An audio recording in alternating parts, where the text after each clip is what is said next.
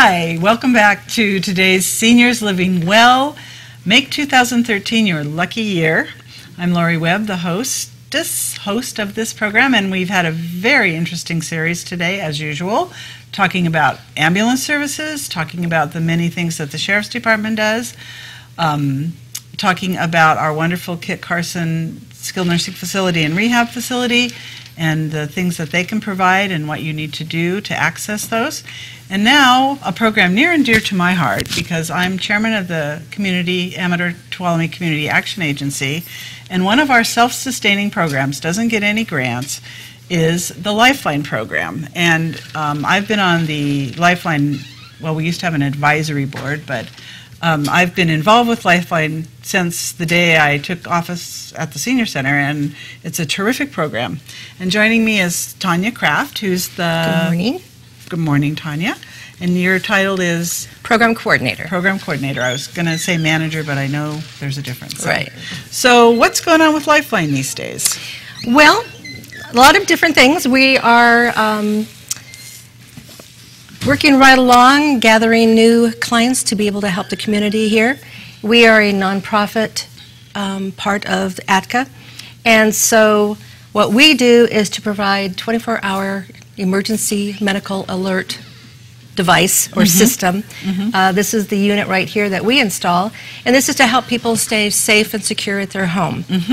Whether or not it's someone who may have some fall history or a risk of falls, whether it's just someone who is much younger, who is living alone, especially in our rural country area. As you know, people are very isolated. You can have neighbors right next to you but not even see them because of all the trees. So if something were to happen, what are you going to do?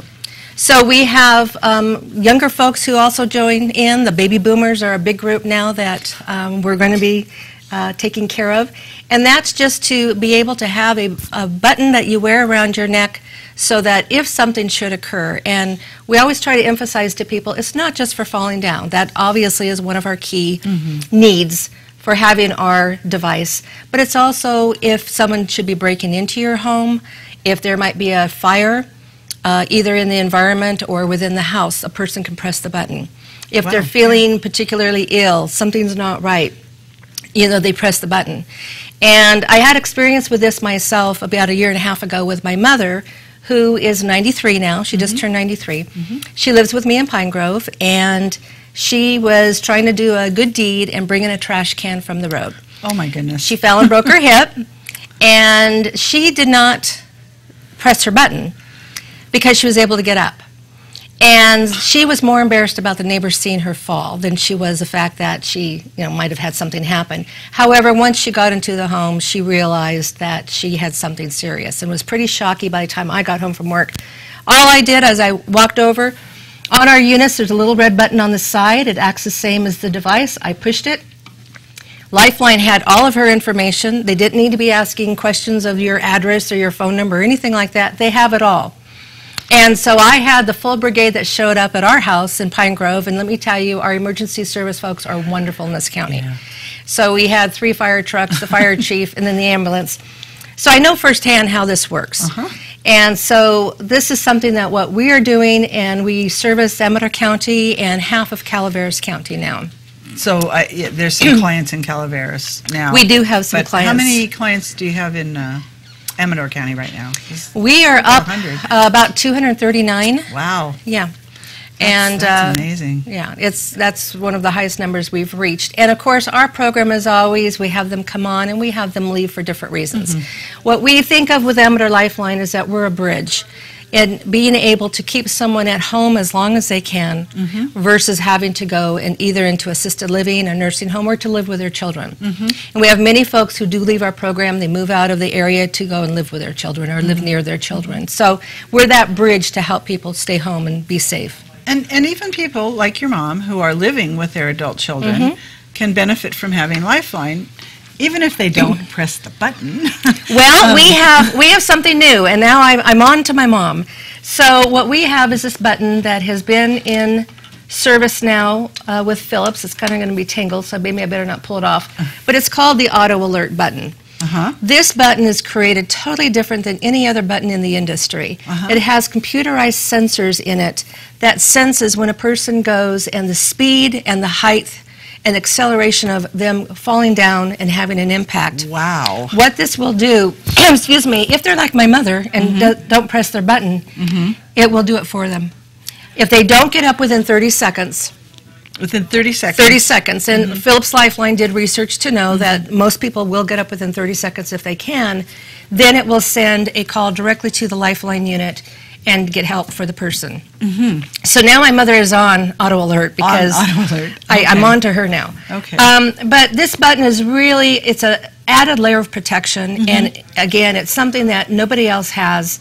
And it really has been proven to save lives. They've already had, excuse me, 70,000 people who have been helped with auto alert just in the time that this button has come out. Wow, that's great. And now there is a cost associated with subscribing to Lifeline. It's very, very minimal.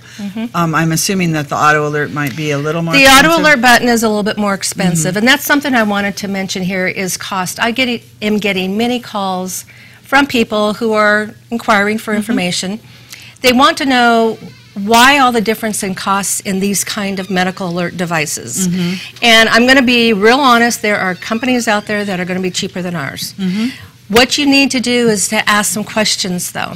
Philips Lifeline, which is our parent company who monitors all of our equipment and our service, they were the pioneers in the industry, so they've been here for over 40 years. Everyone else has piggybacked on their technology. And so a lot of the companies, they will send a unit in a box. You install it yourself and you maintain it yourself and you get the batteries yourself by calling an 800 number. With our program, we do everything for the person. We have a fabulous group of 25 volunteers who service the county for us. Each one has their own region. And so we will do everything. We change batteries, we maintain it, we troubleshoot, and I can't begin to tell you how many calls I have to help people with, they don't understand what this or that was, so I help them out with that. You know, a lot of times as we have some folks who are not feeling real well, you know, they kind of forget, well, what was that flashing light? What did that mean? And my volunteers, we have a group of ladies who call and check on them monthly, and so they can also help answer those questions. But one thing to keep in mind for all of these companies that are out there, Philips Lifeline, which is Amador Lifeline, is the only company that has local programs. The only one that has people who sit in their office in Jackson, that's me, and answer the questions. We send out the volunteers to do all of it that I mentioned to service. And that's the real key core for us that we pride ourselves on, is we provide service. We're not a unit in a box. And our local Amador County Lifeline actually got a national award a couple years ago because of all the tremendous service. Correct. Award of Excellence. I was listening to our receptionist one day. She was talking to somebody. It sounded like she was talking about Lifeline. And then she came in my office and she said, Laurie, what's the number for ATCA, the Lifeline? And I said, well, it's out there on the board. Why? And she said, well, this lady got her Lifeline unit, but it's, you know, she doesn't know what to do with it. She unpacked the box, but she doesn't know. And I went, wait a minute, that's not Lifeline. That she, you know, and she had subscribed to one of those other programs. And unfortunately, they don't realize that Yeah. we're talking apples and oranges, really. Yeah. And there's a lot of small companies. We have 2 response centers that handle, they have hundreds and hundreds of emergency responders waiting to handle their call. The calls, and it's immediate. Right. So the number to call if they want to talk to you about it? Is 223-1485, extension 232. 232. And just remember my extension, 232, to get a hold of me. Right, because when you call the 223-1485, that is the main ATCA line. Right. So I think we're going to be joined by some of our previous guests. Thank you so much for that good information. You're welcome. All right, well, so we're all back, and due to the wonderful technology we have now, I don't have that handheld mic I have to pass back and forth. So, Sheriff Ryan, you want to give the information about the drug? Absolutely. This Saturday from 10 to 2 at the Amador County Sheriff's Office, we're joining with our partners in the Drug Enforcement Agency to collect unwanted, unused prescription drugs. Prescription drugs. So it's very important people drop those things off if they're not using them. We get them out of circulation. We keep them from being stolen and resulting in calls for service for the American Legion ambulance. So you can also, they don't have to take them out of the vials or anything because, as I understand it, they're completely destroyed. Absolutely. So Absolutely. I had someone that was worried about her name being on the vial, and I said they incinerate them. They absolutely do. We do that, and no questions asked. Just bring the Okay, stuff just in. We bring want to the get it stuff off in. the street. Okay, great. And Debbie, last message you want to give to our folks? Education. Give us a call so we can give you information before things happen. 223-2231. I'm extension 41, Debbie N. Debbie in. And Nicole, the ambulance tickets are on sale everywhere, right? Everywhere. At the senior center and At the senior many center, other places. you can look in the ledger dispatch for locations. You can come by our office in Sutter Hill. You can call by phone and pay with a debit card or credit card Oh, over the good. phone, and they can mail your Oh. ticket to you as well. Excellent. Tonya? Call Amador Lifeline for any kind of need in this county, and we're at 223-1485, extension 232. We'll help you stay at home, living safe and secure. Great. And we're about to go. We'll be back next week with more interesting and exciting things, but don't forget this weekend. Virginia's waving a vial of life at me. Yes. The vial of life. We have them at the senior center. This weekend, take your drugs back, your unneeded drugs, to the sheriff's office on Court Street, right? Correct. It's the Court Street office. Then go to the duck race and support our local communities.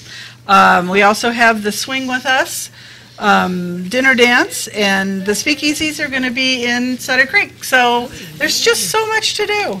See you next week. Oh, at the senior center. That's where the speakeasy is. Bye-bye. Bye. Bye.